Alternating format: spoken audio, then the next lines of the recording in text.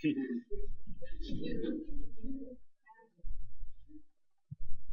Bueno, no ubicamos ya la hora avanzado. Y bueno, yo pensaba que iba a ser cortita la enseñanza del día de hoy, que íbamos a terminar temprano, pero se ha alargado la reunión, entonces no vamos a terminar tan temprano como pensaba. No, bueno, hoy corresponde el estudio del capítulo 11 de Bereshit, de Génesis, y esto es más que nada un capítulo intermedio, es una conclusión del capítulo 10 y es una introducción al capítulo 12. Entonces, lo que estaba, cuando me lo estuve estudiando este capítulo, veía que es un capítulo intermedio, este capítulo sirve entre un paso entre lo que estábamos viendo en el capítulo 10, que era la creación de las 70 naciones, como vimos en el Shabbat pasado, y lo que comienza en el capítulo 12, que es el plato fuerte que va a quedar para la semana que viene. Entonces, Bereshit 11. Bueno, empezamos Génesis 11:1. Toda la tierra usaba la misma lengua, las mismas palabras. Sucedió que ellos viajaron desde el este y encontraron una llanura en la tierra de Shinar y vivieron allí. Vemos acá que resalté que todos utilizaban una misma lengua. Estaban todos con un mismo idioma, que sabemos cuál era ese idioma que se usaba en el principio. ¿Cuál era? Hebreo era el idioma, era el hebreo que seguía transmitiendo en la simiente santa, en la simiente de Shem. Significa que el idioma que usaba en toda la tierra desde la creación hasta ese momento, que tenía una misma lengua, era el hebreo el que utilizaba. Entonces sabemos que ese idioma hebreo, el idioma que el Eterno le agradó comunicarse con nosotros, es el idioma que utilizaba en toda la tierra.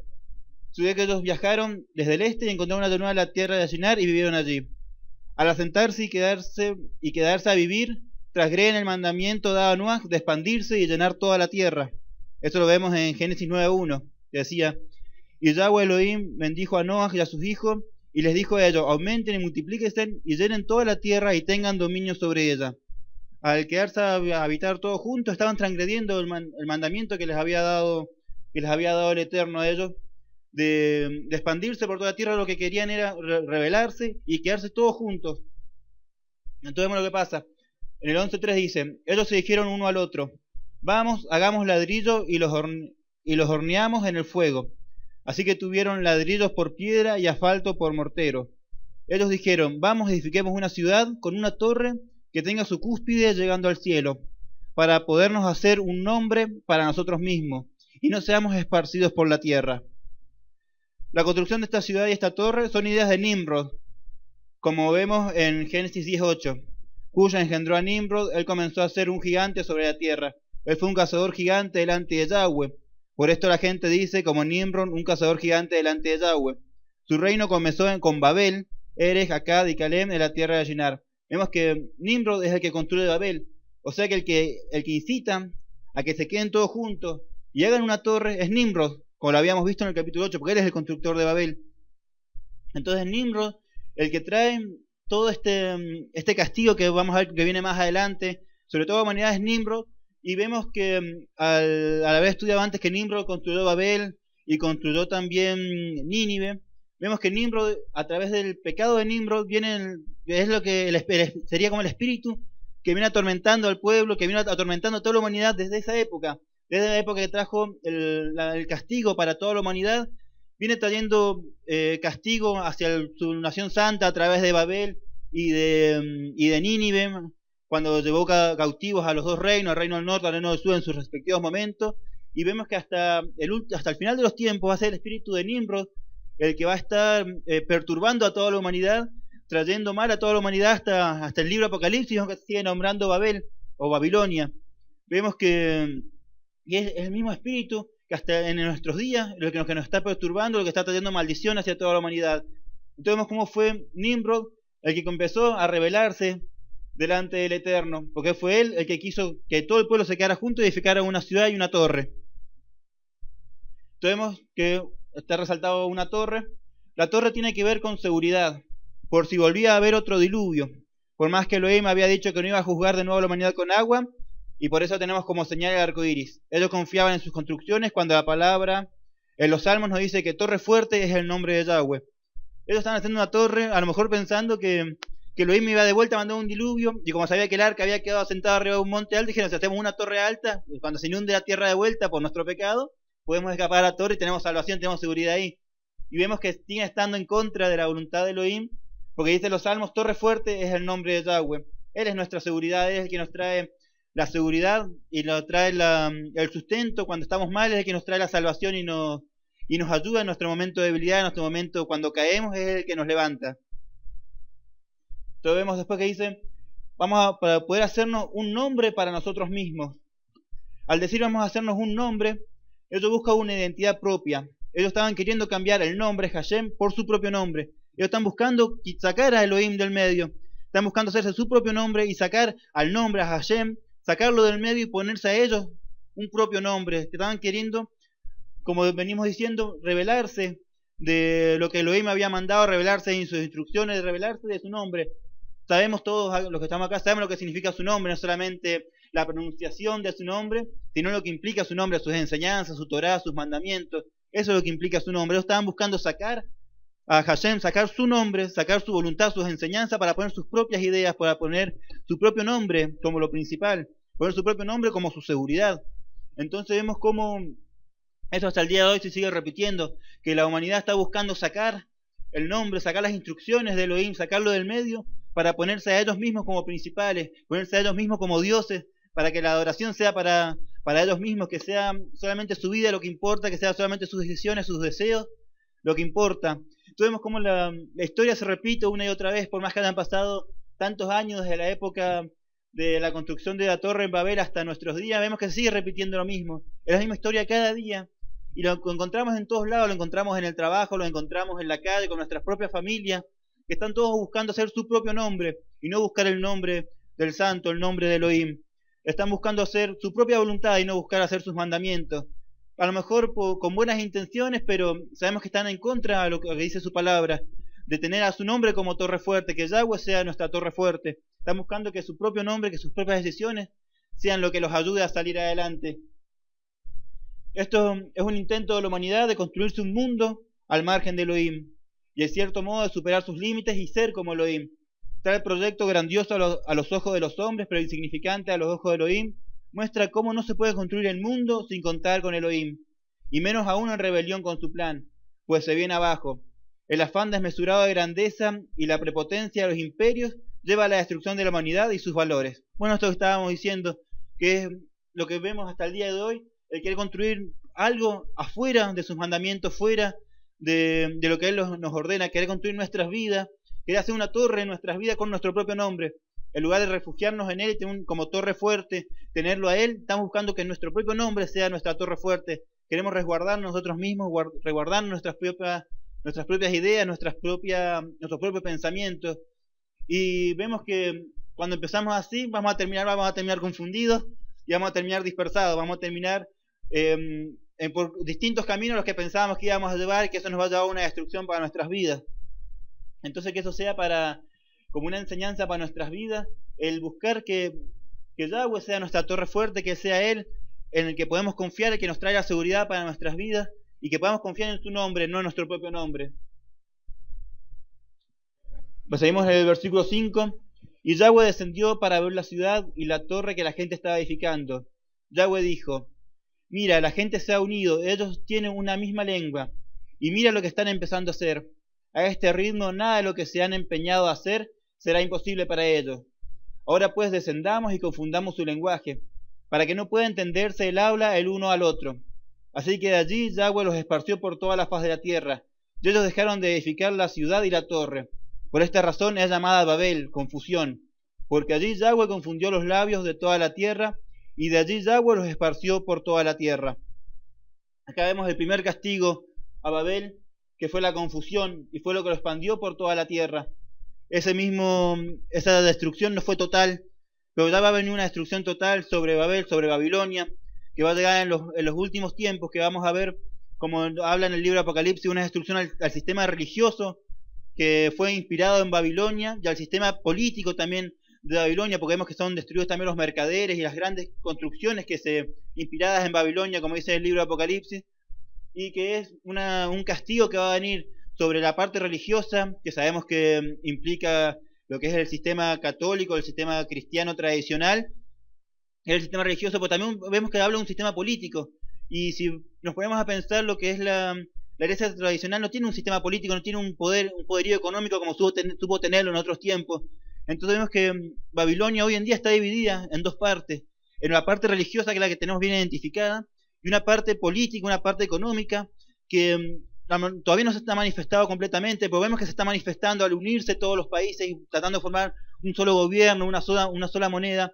Y también va a ser castigado toda esa rebelión, de tratar de unirse, como vimos en ese tiempo, que se trataron de unir y formar un solo idioma, un solo gobierno. Vemos que hoy en día se está tratando de hacer, ya ha empezado en Europa, con la Unión Europea, tratando de hacer un solo gobierno, con un solo idioma, y así va a llegar a todos los países. En Latinoamérica también hay proyectos de formar como un solo país grande, con una sola moneda, un solo gobierno, y así vamos viendo cómo se va volviendo a lo mismo, tratando de hacer una sola torre para unir a todos y que nadie los pueda esparcir. Entonces vemos cómo todo, como decía recién, todo se vuelve a repetir. Entonces, ¿por qué vemos en Apocalipsis que va a haber un castigo sobre Babilonia nuevamente? Porque va a ser un castigo eterno sobre este espíritu que vemos que viene de la época de Nimrod. Bueno, esto vamos un poquito antes. Entonces vemos acá que es destruido Babel y que hay una confusión en este lugar. Vemos que fueron dispersados por todo el mundo, como dice en el 8. Así Yahweh los esparció por toda la faz de la tierra, ellos dejaron de edificar la ciudad y la torre. Si hemos estudiado un poco de todo lo que viene de Babilonia, toda la religión que viene de Babilonia, entonces ya estuvimos hablando la semana pasada de cómo vio todo lo de Tamuz, Semiramis, la historia de la madre la virgen que da a luz un hijo, que es el hijo de Dios, la madre de Dios, cómo todo esto salió de Babilonia. Entonces vemos que la construcción de Babilonia, de lo que llegó a construirse la torre, fue un lapso de bastante tiempo, porque los que hemos estudiado, no sé si todos han estudiado el origen de las religiones que viene de Babilonia, y cómo cuando muere Nimrod, su esposa Semiramis inventa la leyenda de que quedó embarazada virginalmente y tuvo al hijo Tamuz. Entonces, si eso se esparció por todo el mundo, esa historia que lo vemos en todas las culturas, significa que Nimrod tiene que haber muerto durante la construcción, porque en este momento es cuando son dispersados por todo el mundo y llevan esa leyenda para todo el mundo. O sea que entendemos que Nimrod fue castigado y fue muerto, porque dice la tradición judía que Nimrod fue muerto muy joven. Entonces vemos que si él murió joven, vemos que fue parte de castigo por querer unir, por esto que estaba haciendo, esta construcción que estaba haciendo. Porque si empezamos a unir cabos de lo que hemos estudiado de Babilonia, de que en este momento fue dispersada esa tradición, y sabemos que Nimrod fue muerto joven, entonces entendemos que Nimrod murió mientras era la construcción de la torre de Babel. Nimrod fue muerto en ese momento. Semiramis inventa la leyenda de que ella concibió virginalmente a Tamuz, y esa leyenda después es esparcida por todo el mundo, en todos los idiomas, cuando llega la confusión. Entonces vemos cómo todo esto trae consecuencias hasta el día de hoy, de toda la confusión que hay en el mundo, esa confusión religiosa que hay por todo el mundo, viene desde esta época. Y el castigo son el cambio de las lenguas, la confusión de las lenguas. Las lenguas dadas de manera sobrenatural fueron un castigo por la rebelión de alejarse de Elohim y crear su propio imperio. El castigo divino no es eterno, la división de las lenguas serán restauradas en Pentecostés con el objetivo de volver al propósito original. Vamos a ver en Hechos 1:4. En una de estas reuniones él les ordenó, está hablando de Yeshua, él les ordenó que no se fueran de Jerusalén, sino que esperaran a lo que el Padre había prometido y oyeron de él. Porque Yohanan acostumbraba a sumergir a la gente en agua, pero en unos días ustedes serán sumergidos en el Ruach HaKodesh. Hechos 1:8. Pero recibirán poder cuando el Ruach HaKodesh venga sobre ustedes y serán mis testigos en Jerusalén, en Judá, en Shomron, en Samaria, en verdad hasta lo último de la tierra. Y Hechos 2:1 dice: la festividad de Shavuot completamente llegó, y todos los creyentes se reunieron en un lugar. De repente vino un estruendo del cielo, como el rugido de un viento violento, y llenó toda la casa donde estaban sentados. Entonces vieron lo que lucía como llamas de fuego que se separaban y se posaron sobre cada uno de ellos. Todos fueron llenos del Ruach HaKodesh y comenzaron a hablar en diferentes lenguas, según el Ruach les habilitaba para expresarse. Acá vemos cómo nuevamente fueron dadas lenguas, de manera sobrenatural fueron dadas lenguas nuevamente, pero esta vez para hacer lo contrario a lo que fue la primera vez. La primera vez fue para confundirlos y dividirlos, y esta vez fue dado el Ruach con nuevas lenguas, pero ¿para qué? Para ser testigos por todo el mundo, para hacer el propósito original, que fue lo que se le dijo a Noah, que poblara toda la tierra, que se esparcieran por toda la tierra. Y en este momento, y cuando Noah se tenía que esparcir por toda la tierra, tenía que llevar su nombre, su enseñanza por toda la tierra. En este momento, cuando están todos los discípulos juntos en la fiesta de Shavuot, tienen que volver a ir por toda la tierra, pero esta vez también a llevar el nombre, pero esta vez ya está la gente dispersa, ya hay gente por toda la tierra, y todos hablan distintas lenguas, están todos confundidos, culpa de haber, están todos confundidos en toda la tierra. Y lo que mandan es de vuelta la restauración del mandamiento que fue dado a Noah, de ir por toda la tierra a llevar su nombre. En este momento se les dice que vayan, sean testigos en Jerusalén, en Judá, en Shomron y hasta lo último de la tierra. Pues en este momento, como todos hablan lenguas distintas, creo que precisamos de vuelta la intervención divina, pero esta vez para restaurar las lenguas y que sea lo que se conoce como el don de lengua, sea para llevar su palabra, llevar su nombre a todas las naciones. El don de lengua no es el raca, raca, raca que hemos escuchado en tantas reuniones, porque si nos ponemos a pensar, eso no puede ser un idioma, porque hasta los mismos que interpretan escuchan el raca, raca, raca, que lo repiten, y la misma palabra raca tiene un montón de significados, porque dicen la misma palabra, pero lo traducen como unas frases y profecías completas de media hora, y lo único que hace es repetir una misma palabra o una misma frase todo el tiempo. Entonces entendemos que eso no es el don de lengua, no es la restauración de las lenguas que prometió el Eterno en su palabra, sino que nos ha dado, yo personalmente no conozco a nadie que tenga el don como es verdaderamente, que pueda hablar otro idioma, que pueda hablar otra lengua para llevar su palabra, como tiene que ser, que sean lenguas entendibles. Bueno, si nos ponemos a hablar del tema del don de lengua y el Ruach HaKodesh, se nos pasa un estudio completamente aparte, pero esto yo quería resaltarlo para que veamos cómo son restauradas las lenguas que fueron en un momento como castigo por la rebelión. En este momento, en el libro de los Hechos, vemos cómo se utilizan las lenguas, pero para poder volver al original, volver al mandamiento original de ir y llevar el nombre a todas las naciones, esparcirnos y llevar por todas las naciones, llevar la enseñanza que nos dio Elohim en un principio.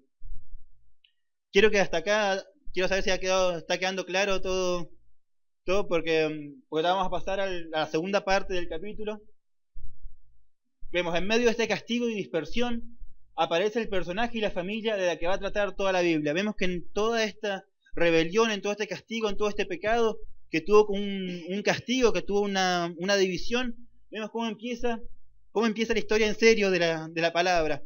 Porque lo que veníamos viendo hasta ahora, desde Génesis 1.1 hasta Génesis 11.10, fue solamente una introducción al plato fuerte, como les decía al principio, a lo que verdaderamente es lo que llega hasta nuestros días y lo que nos involucra ya directamente a nosotros. Eso fue la introducción de ver cómo llegó el pecado, cómo llegó la división, cómo llegó todo el castigo que hubo hasta este momento. Y ahora lo que vemos aparecer al personaje y la familia de la que trata toda la Biblia, la familia que nos involucra a nosotros. No sé si, ya creo que todos hemos visto ya la historia de una familia, el video, el estudio de Joseph, que es de la familia que vamos a hablar, la que vamos a empezar a hablar, que es la que nos involucra directamente a nosotros. Entonces vemos en Génesis 11.10 que dice: aquí está la genealogía de Shem. Shem era de 100 años de edad cuando engendró a Arphaxad, 2 años después de la inundación. Después de Arphaxad nació, Shem vivió 500 años y tuvo hijas y murió. Arphaxad vivió 35 años y engendró a Shelah. Después que Shelah nació, Arphaxad vivió otros 403 años y engendró hijos e hijas y murió. Shelah vivió 30 años y engendró a Eber. Después que Eber nació, Shelah vivió otros 403 años y engendró hijos e hijas y murió. Eber vivió 34 años y engendró a Peleg. Después que Peleg nació, Eber vivió otros 430 años y engendró hijos e hijas y murió. Peleg vivió 30 años y engendró a Rue. Después que Rue nació, Peleg vivió 209 años y engendró hijos e hijas y murió. Rue vivió 32 años y engendró a Serug. Después que Serug nació, Serug vivió otros 207 años y engendró hijos e hijas y murió. Serug vivió 30 años y engendró a Nahor. Después que Nahor nació, Serug vivió otros 200 años, engendró hijos e hijas y murió. Nahor vivió 29 años y engendró a Terah. Después que Terah nació, Nahor vivió otros 119 años, engendró hijos e hijas y murió. Acá vemos la genealogía que viene desde Shem hasta llegar a la familia de nuestro padre Abraham. La longevidad después del diluvio comienza a disminuir gradualmente. Vemos los años que van viviendo cada uno de los 900, 800 años que vivían antes del diluvio. Vemos cómo va cambiando, cada vez es menos, 430, 209. Vemos cómo cada vez menos años, 119 años, cada vez va disminuyendo. Esto lo habíamos visto cuando hablamos del diluvio, de que el clima, el ambiente antes del diluvio, hay estudios que dicen que antes había una capa de hielo que cubría toda la tierra, como vemos en Génesis, cuando fue la creación, que estaban las aguas sobre el cielo y las aguas debajo del cielo. Entonces por eso se deduce que había como una cápsula de hielo que envolvía toda la tierra y creaba un clima perfecto, un clima tropical para todo el planeta. Y como cuando viene el diluvio, que se abren las ventanas de los cielos y caen las aguas de los cielos, esa capa que protegía la tierra se desvanece y cambia completamente el clima. Y cómo eso nos afecta a todos, y como vemos que el hombre empieza a vivir cada vez menos. Entonces acá tengo un cuadro que encontré en internet de una línea de tiempo de cómo vemos la relación de cómo la longevidad cada vez es menor. Si vemos lo que vivió Adán, vemos que cada vez son más cortos el tiempo de vida de cada uno. Acá tenemos a Noé, tenemos acá los principales personajes. Matusalén, que fue el que más vivió, por eso tiene la línea más larga, pero vemos cada vez más corto, y si llegamos a nuestro padre Abraham, mire lo que vivió con comparación a lo que vivió Matusalén, lo que vivió Caín, Enos, Set. Si vemos lo que vivieron ellos, cada vez es menor. Si llegamos a la época de Isaac y de Jacob, mire lo que vivieron cada uno de ellos en comparación a lo que vivían antes. Entonces vemos cómo el clima realmente cambió y afectó a la humanidad completamente. Este cuadro también lo puse porque me gustaba cómo está armado, porque si nos ponemos a ver desde Adán hasta Noé, no hay tantos años de diferencia por la cantidad de tiempo que ellos vivieron. Si nos podemos a pensar, Adán vivió la época de Enos y Noé llegó a conocer a Enos. Entonces Noé puede haber recibido la revelación casi directamente desde Adán, de la creación, de todo lo que pasó en un principio, como la revelación, la palabra de Elohim se pasó hasta Noé, pero casi directamente, con solamente un intermediario pudo haber habido entre Adán y Noé. Y entre Noé y nuestro padre Abraham pudo haber conocido perfectamente a Noé en sus últimos tiempos. Entonces, que Abraham viviera como vivió, la revelación que él tuvo, no es algo que le pasó mágicamente, y tampoco fue una revelación de parte de Elohim, pero también vemos que esa enseñanza vino casi directamente de Adán. Si nos ponemos a pensar, puede haber pasado solamente 3 personas, y ya llegó desde la creación hasta Abraham. Vemos cómo toda la creación, todo lo que sucedió, está casi todo relacionado hasta Abraham. No hay muchos intermediarios, no puede haber habido mucho teléfono descompuesto, como se dice comúnmente, desde Adán hasta nuestro padre Abraham. Entonces vemos cómo, por la cantidad de años que vivían, la enseñanza divina desde el principio, desde el trato que tuvo Adán cara a cara con Elohim, y esa enseñanza que él tuvo directamente, como hasta Abraham, no pasaron muchas personas en el medio que pueden haber transmitido esa enseñanza. Entonces vemos cómo no se puede haber distorsionado, como se puede decir que hubo tanta. Cuando vemos solamente números, a lo mejor pensamos que pasaron muchísimas generaciones entre uno y otro, entonces podemos pensar que algo se distorsionó en el medio. Pero viéndolo en una línea de tiempo como esta, vemos que no pasaron tantas personas, no pasaron tantos intermediarios para que la enseñanza llegara hasta nuestro padre Abraham como llegó, y para que podamos confiar en que nuestro padre Abraham, en lo que él creía y en lo que él confiaba, era algo verdadero, era algo que venía directamente de la boca de Elohim, transmitido a Adán, transmitido a cada uno de sus hijos. Entonces vemos el versículo 26, dice: Terah vivió 70 años y engendró a Abraham, a Nahor y a Aram. Aquí está la genealogía de Terah. Terah engendró a Abraham, a Nahor y a Arán, y Arán engendró a Lot. Arán murió en presencia de su padre Terah en la tierra donde nació, en el país de los Kasdim, de los caldeos.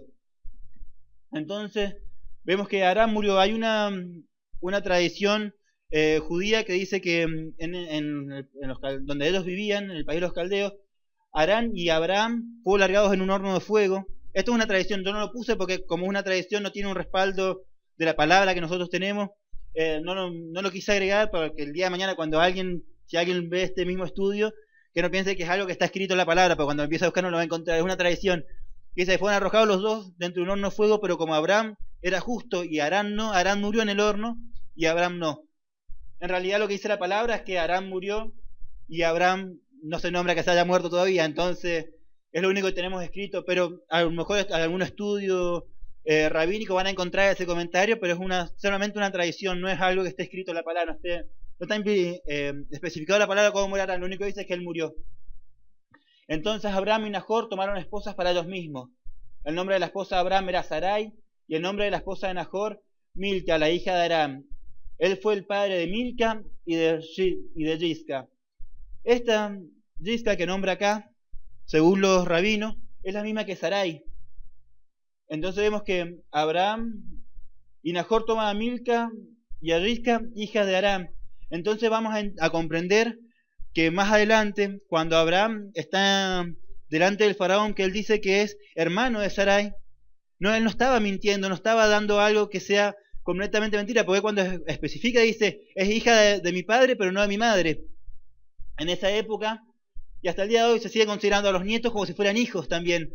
Entonces, si Yisca es Sarai, vemos que Sarai es nieta de Harán, de Terah.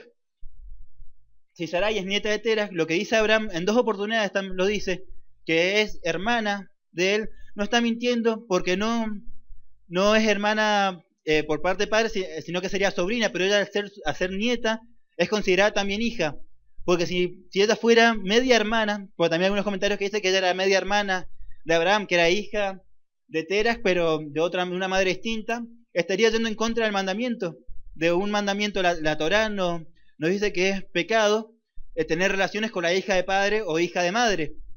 Es un pecado, porque no dice que sea pecado tener relaciones con la sobrina, no es pecado casarse con una sobrina, pero sí es pecado casarse con una hermana.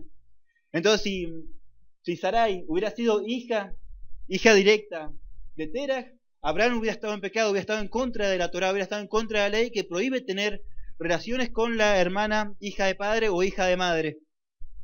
Pero si entendemos que Yisca y Sarai son la misma persona, vemos que era sobrina y casarse con una sobrina no está prohibido por la Torá. Entonces vamos a comprender que Abraham no rompió el mandamiento, no fue en contra, no pecó en contra de la palabra de Elohim, sino que Abraham ni mintió ni estaba pecando al haberse casado con su hermana, en este caso sobrina, como es verdaderamente. Sarai era estéril, ella no tenía hijo. Terah tomó a su hijo Abraham, a Lot, al hijo de su hijo Harán, y a Sarai su nuera, la esposa de su hijo Abraham, y salió de Ur de los Kasdim para ir a la tierra de Canaán. Pero cuando llegaron a Harán, ellos se quedaron allí. Y todos los días de Terah en Harán fueron 200 años, y Terah murió en Harán. Bueno, así termina el capítulo, con Terah muriendo en Harán, y vemos que se quedaron viviendo en Harán. En el capítulo que viene, yo lo iba a poner, pero ya era meterme en el capítulo 12, vemos lo que implica la muerte de Terah y que Abraham esté todavía viviendo con Terah cuando él muere. En el capítulo siguiente, esto va a quedar en punto suspensivo hasta el Shabbat que viene, porque esto es algo ya que implica un conocimiento de lo que significa morir delante de los ojos de Elohim, no solamente físicamente, sino espiritualmente. Y si me ponía en esto, tenía que ya empezar a arrancar con el capítulo 12 y extenderme mucho, porque el capítulo 12 es algo que tiene mucho contenido para nuestras vidas, mucho alimento para nosotros, que resumirlo hubiera sido malgastar todo ese alimento. Entonces preferí terminar acá con el versículo 32, para que cuando arranquemos el capítulo 12, arrancarlo bien, porque es algo muy sustancioso para nosotros, todo lo que implica el capítulo 12, todo lo que implica para nuestras vidas. Si han escuchado el estudio de Joseph sobre el capítulo 11, él incluye también el capítulo 12 y es un estudio de más de 2 horas y media, porque incluye los dos capítulos, porque el capítulo 12 tiene mucho alimento y que es algo que nos ayuda a nosotros. Entonces quiero dejarle esto, estoy haciendo todo este comentario para que le quede las ganas de estudiar el capítulo 12 para el Shabbat que viene, para que estén repasándolo en su casa para el Shabbat que viene, y que vengamos con esas ansias de recibir ese alimento. Eso ese alimento tan bueno que viene para nosotros para el Shabbat que viene. Como les decía, este capítulo es solamente un intermedio entre el 10 y el 12. Para lo que nos sirve este capítulo, para ver la rebelión de la humanidad, para comprender que nuestras rebeliones van a traer consecuencias, que nos va a traer confusión, que nos va a traer un castigo a nosotros. Pero a pesar de nuestras rebeliones, a pesar del castigo de la humanidad, vemos como en ese momento es cuando surge nuestro padre Abraham, cuando surge la familia, que es la que nos incluye a nosotros, que es esta descendencia que llega hasta el día de hoy a nosotros. Que nos quede este pasaje como reflexión, que donde abunda el pecado, sobreabunda la gracia. Entonces, donde abundó toda esta transgresión tan grande del mandamiento de Elohim, en ese lugar de tanto pecado, donde fueron todos castigados, en ese momento surge la familia donde va a venir la bendición para nuestras vidas, la bendición para todo el mundo. Como dentro de, por más que caigamos hasta lo más bajo, la gracia del Altísimo hacia nuestras vidas siempre nos va a ayudar a levantarnos y nos va a traer bendiciones más grandes, por más que caigamos, cuando nosotros sepamos buscarlo de corazón. Esto es la enseñanza que a mí me dejó este capítulo. No sé si alguien quiere agregar algo más, pero a mí lo que a mí más me marcó es que a pesar de todo el pecado y de toda la rebelión, Elohim tiene un plan para nosotros, a pesar de que nos rebelemos, que caigamos muchas veces y que seamos castigados también por el pecado. Elohim de todo esto va a sacar algo bueno que nos va a ayudar a ser de bendición no solamente para nuestras vidas, sino a ser bendición para todo el que nos rodea. No sé si alguien quiere agregar algo más sobre este capítulo. Es importante, pasate un poquito atrás a la diapositiva donde tenés puesta ahí es.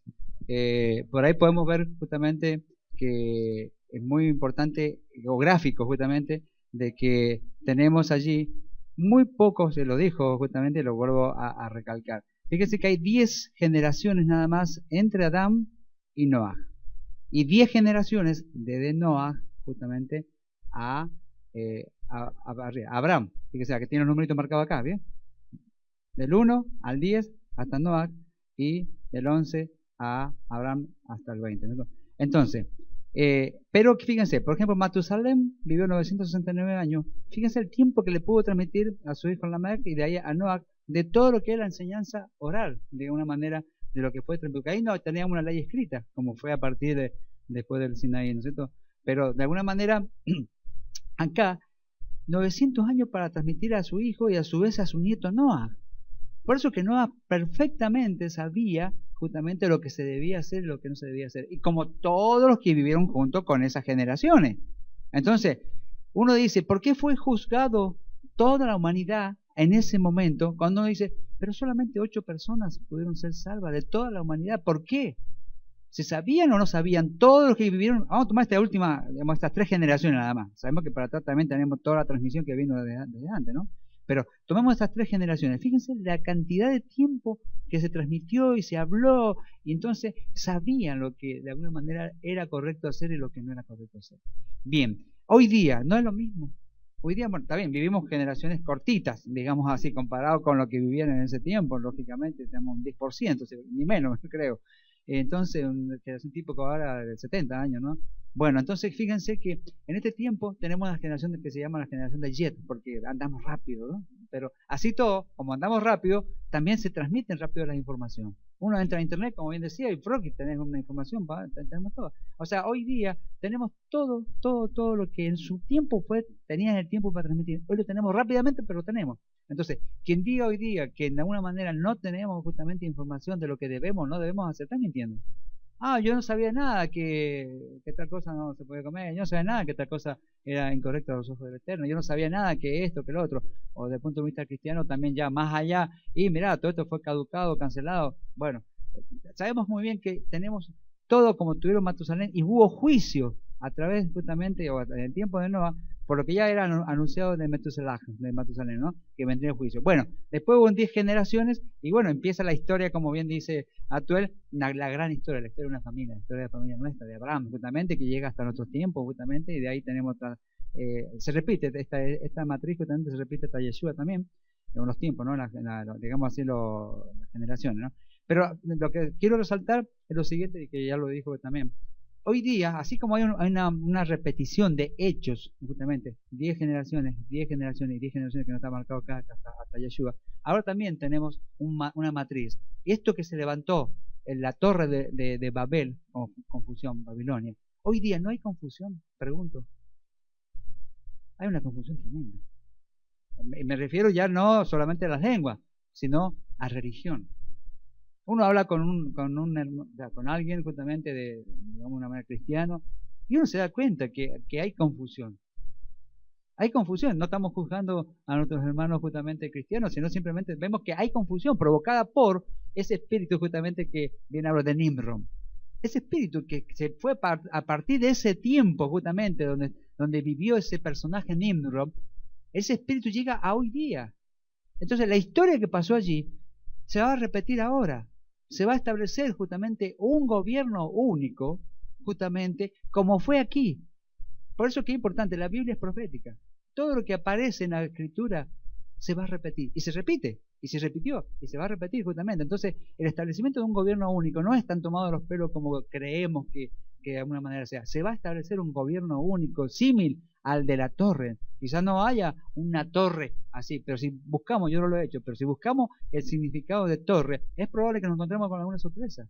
Que quizás tenga similitud con lo que está o lo que ha acontecido o lo que está empezando a formarse justamente desde ahora como un gobierno único con dictamen desde varias partes del mundo, pero concentrado. Hoy día el mundo gobernado por 10 justamente, podríamos decir, mentes, si queremos llamarlo de alguna manera, zonas, algunos también le llaman zonas. Y de alguna manera esos 10 gobiernos justamente, o 10 líderes justamente que gobiernan a la humanidad, que no se ven, pero que están, justamente podríamos decir que están dirigidos por un único Nimrod. Entonces, de eso tengamos presente, de que hoy día lo estamos empezando a ver, el mismo presidente americano, en este momento ya está hablando bastante de lo que sería un gobierno único, que es la única salida viable para Estados Unidos, bueno, están saliendo de su déficit que tuvo, pero ya se está hablando bastante de ese gobierno único, que ¿quién lo va a liderar? Evidentemente no va a ser Israel, ni va a ser la descendencia de Abraham.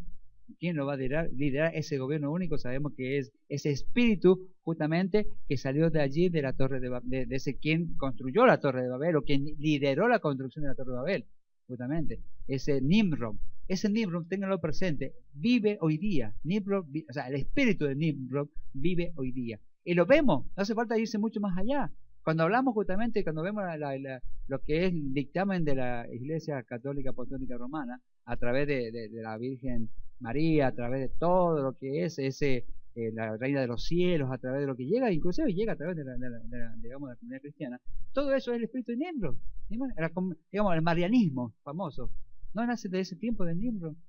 Entonces, ¿cómo gobierna hoy día a un sistema religioso? Nimrod. Entonces estamos muy cerca de que realmente se establezca ese gobierno único. Entonces, ahora, ¿qué vamos a hacer en ese tiempo? Ahí está el tema. ¿Qué vamos a hacer cuando se establezca ese gobierno único? Ese es el tema justamente, que el espíritu justamente que lo llevó a Abraham a salir justamente, a escuchar la voz y salir y cruzar el río, que nosotros hemos empezado a hacer, pero nos pondrá en ese momento a prueba. ¿Seremos parte del sistema? Bueno, ahí está la prueba de cada uno, ¿o no? Va a decir, pero es que yo tengo que... Bueno, el sistema va a gobernar el mundo, ese es el tema. Nimrod gobernó el mundo en ese tiempo. Todo lo que acontecía a su vez fue gobernado por él, o por sus huestes de alguna manera. Este tiempo va a pasar lo mismo. Entonces, cada uno de nosotros sabremos justamente qué tendremos que hacer en el tiempo en el cual se establezca ese gobierno único. Si lo vamos a vivir, yo entiendo que es esta la generación que va a vivir ese tiempo. Entiendo por lo que se ha dado bíblicamente que somos nosotros, que vamos a tener el privilegio, si lo queremos llamar así. Otros dirán, no queremos, pero se entiende que esta es la generación justamente que vamos a vivir ese tiempo, ¿no? Desde el año 0 al 2000, ¿sí? Una comparación simple, o sea, simple, que la verdad que nos va a ayudar gráficamente también para aseverar esto. Adán, ¿cierto? Y allá, más o menos en el año 1900, tenemos un poquito más, casi 2000, el tema de la Torre de Babel, ¿sí? Acá podemos cambiar los personajes rápidamente y ver que estamos llegando de tiempo. Adán y el postrer Adán. Si cambiamos el postrer Adán, podemos ver que, o sea, si digamos la profecía es como la entendemos, podríamos estar llegando a ese Babel, a ese gobierno único, 2000 años y un poquito. ¿Y cuánto tiempo llevamos? Ya llevamos 2000 años. Han transcurrido ya 2010 años. O sea, simplemente una cuestión muy gráfica. Eso es lo que he apuntado justamente. Eso es importante justamente que tengamos presente. La escritura es profética. La escritura es profética. Lo que está diciendo Juanjo claramente dice que se va a repetir este modelo, este patrón. Por eso que es importante saber que lo que está escrito, lo que quedó plasmado en la escritura, no es para llenar un espacio o historia, porque muchas veces la toman la historia, la genealogía como historia. Está bien, hay historia, es natural, es correcto, pero hay detrás de eso profecía. Entonces entendamos que este gráfico, por ejemplo, que nos acerca Tuel, que está, lo pueden buscar, por ahí es importante poner la fuente, pero está. De todas maneras, tenemos que desde un tiempo a este tiempo, 2000 años pasaron, 2 días justamente, como estuvo justamente Yeshua cuando estuvo ahí con la samaritana, ¿no? Dice, no puedo quedar más tiempo. Y bueno, dice, tengo que volver ¿a dónde? A Jerusalén. Él tiene que regresar ahora a Jerusalén. O sea que tenemos el modelo, lo vemos plasmado, acá lo tenemos plasmado, Yeshua lo dijo, y él tenía que decir claramente, no puedo permanecer más, a pesar que le insistían, quédate con nosotros un día más. No podía, porque si no rompe el modelo profético. 2 días, 2000 años, él regresa. ¿Él regresaba a dónde? No dijo, voy a regresar podría haberse ido a Samaria, no sé, a otro lugar que estaba más cercano, qué sé yo. Y dice, tengo que regresar a Jerusalén.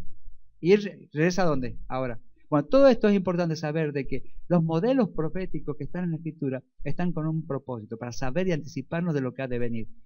El tiempo justamente que vamos a vivir, yo entiendo, el Señor nos da vida, por ahí algunos hemos estado ahí al borde de la muerte y decimos, bueno, Señor, gracias porque nos va a permitir de alguna manera ver, entiendo que se me ha dejado con un propósito de ver lo que va a acontecer y de poder servir, que eso es lo que uno dice, no solamente para uno, sino para lo que estamos, influenciar lo que estamos alrededor, nuestra familia, cercano, lo que sea, para poder decir, hermano, hermana, amigo, amiga, nuestros hijos, nuestra esposa, no nos quedemos, a pesar de, no nos quedemos. Esta semana decíamos también, había circunstancias en alguien, no nos quedemos. O sea, es un modo, o sea, nos lleva esto a aplicarlo a todos los ámbitos de nuestras vidas. A pesar de las circunstancias, no nos quedemos. Sepamos de que hay algo más, hay una meta final. ¿No es cierto? Entonces, cuando estemos en alguna situación extrema a la cual el Señor permita que pasemos, ahora quizás dentro de un tiempo, no olvidemos de esto, que hay una premisa que el Señor nos va a restaurar, que el Señor nos va a fortalecer, que el Señor nos va a cuidar, si permanecemos. Así que bueno, yo eso lo traigo, por eso justamente es importante. Toda palabra, más allá que parezca historia, que parezca justamente muchos nombres, o que parezca que es algo natural, apliquémoslo a nuestras vidas. Sepamos que una torre viene ya preparándose y que de alguna manera vamos a ser parte de ese sistema, pero no vamos a participar de alguna manera influenciados por ese Nimrod. De hecho, ya lo estamos haciendo. O sea, de hecho, nosotros los que estamos acá hemos participado de Nimrod de alguna manera. Todos los que estamos acá. No creo que no hay ninguno de los que estamos acá que por eso yo estaba exento de eso. Todos hemos participado en alguna medida del sistema de Nimrod. ¿Cuál es el tema? Ya lo vamos a ver después justamente como Abraham hizo. Escuchó la voz y salió. Por eso dice, cruzó justamente el río. Aquel que cruzó. Nosotros ya lo hemos cruzado. Entonces veamos, y como está muy bien lo que decía Tuel, viene un plato fuerte. Pero sepamos que más allá del plato fuerte que viene, sepamos que todo esto, hasta el capítulo 11, nos ha servido para hacer un entendimiento. Por eso dice, desde el Génesis se sabe lo que ha de venir. Para saber que hay un modelo que se ha repetido. Y hemos visto muchos modelos hacia atrás, como se ha ido repitiendo. Bueno, eso era mi aporte. No sé si alguno quiere compartir un poco más. Decíamos justamente que los estudios los íbamos a hacer más allá del que estaba entregando o preparando el estudio entre todos. Así que bueno, está abierto para que alguien más, aparte de Juanjo que ya lo hizo, si quiere compartir Juanjo más, listo. No sé si alguien quiere compartir un poco más, si no tenemos razón. Y quería agregar ya que el comentario que hizo de que si estamos volviendo a repetir del año 0 al año 2000 aproximadamente, volviéndolo, como también decías vos, de que se vuelven a repetir los mismos patrones una y otra vez, pues está escrito desde el principio, desde el Génesis está escrito toda la revelación. Si vemos que del año 0 hasta el año 2000, que es donde estamos viviendo actualmente, en el año 2000 más o menos tenemos la confusión, y después de eso, todo lo que vive nuestro padre Abraham, nosotros estamos volviendo a repetir la historia de nuestro padre Abraham, cruzando el río y caminando hacia la tierra prometida. Entonces, todo lo que viene del capítulo 2 en adelante de la vida de nuestro padre Abraham, que sea el entendimiento de que nosotros, todo lo que está viviendo Abraham es lo que estamos viviendo nosotros actualmente en nuestros días. Todo lo que él va a pasar, lo estamos pasando, lo vamos a pasar nosotros en nuestros días, hasta llegar a la tierra prometida, que es cuando él tiene el descanso. Ahí todavía tenemos hasta el capítulo 25, que es la muerte de nuestro padre Abraham. Tenemos mucho para estudiar, pero eso está bueno que tengamos mucho para estudiar de la vida de nuestro padre Abraham, porque si estamos entendiendo, se nos está revelando que en el año 2000, donde nos estamos ubicados nosotros, que es la época cuando nuestro padre Abraham salió de ese sistema religioso y cruzó el río, todo lo que le acontece a nuestro padre Abraham es todo lo que nos va a acontecer a nosotros de hoy en adelante. Entonces pongamos mucha atención en todo lo que viene del capítulo 2 en adelante hasta el capítulo 25, que es cuando tiene el descanso eterno él. Todo lo que viene del capítulo 2 al capítulo 25, prestémosles mucha atención, pero prestemos atención en serio, estudiémoslo en la casa, repasemos lo que no sea solamente el alimento que tenemos en el Shabbat, de estudiar el capítulo y después vamos y nos olvidamos. No estemos toda la semana meditando en lo que vive nuestro padre Abraham, porque eso es lo que se va a volver a repetir en nuestras vidas hoy día, hasta que lleguemos a la tierra prometida y tengamos el descanso para nuestras vidas. Bueno, entonces oramos, así terminamos con la palabra.